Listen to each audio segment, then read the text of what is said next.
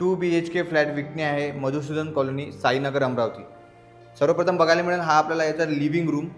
आता बघूया मॉड्युलर असे किचन। हे आहे मॉड्युलर असे किचन आणि बॅक साईडला आहे तो हा वॉश एरिया। आता बघूया फर्स्ट बेडरूम। हे आहे आपले फर्स्ट बेडरूम, सोबतच ही गॅलरी। आता बघूया सेकंड मास्टर बेडरूम। हे आहे आपले कॉमन वॉशरूम